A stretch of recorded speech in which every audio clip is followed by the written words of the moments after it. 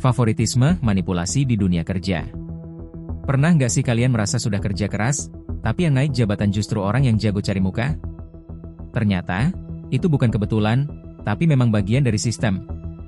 Sebuah survei di perusahaan besar Amerika menunjukkan bahwa faktor utama untuk mencapai posisi eksekutif bukanlah kerja keras atau profesionalisme, melainkan kemampuan untuk baik-baik dengan atasan. Buat orang yang bekerja jujur dan lurus, ini jelas terasa tidak adil.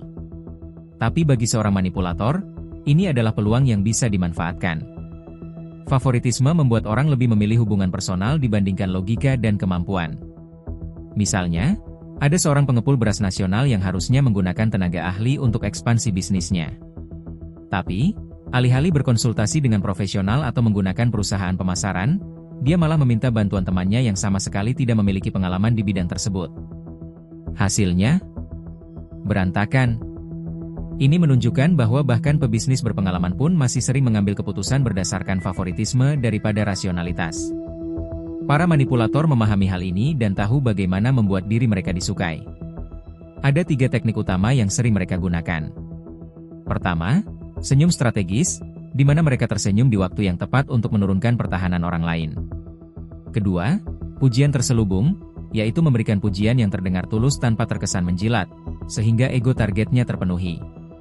Ketiga, asosiasi dan bonding, yaitu mencari kesamaan dengan lawan bicara dan membuat mereka nyaman bercerita tentang pencapaiannya, sehingga ikatan emosional terbentuk lebih cepat. Salah satu contoh nyatanya terjadi ketika saya harus bernegosiasi dengan seorang bos distributor beras. Awalnya, suasana sangat tegang dan sulit untuk membuka percakapan. Tapi saya menggunakan satu trik sederhana. Saya bertanya tentang perjalanan karirnya. Tanpa diduga, dia mulai bercerita dengan penuh semangat selama 2 jam tentang perjuangannya membangun bisnis. Hasil akhirnya, dia menandatangani kontrak tanpa banyak negosiasi tambahan. Ini membuktikan bahwa favoritisme bisa menjadi alat yang sangat ampuh. Jadi, favoritisme adalah kenyataan yang ada di dunia kerja, dan orang-orang yang tahu cara memanfaatkannya bisa mendapatkan keuntungan besar. Tapi, kalian juga harus berhati-hati terhadap orang-orang yang menggunakan trik ini untuk kepentingan pribadi.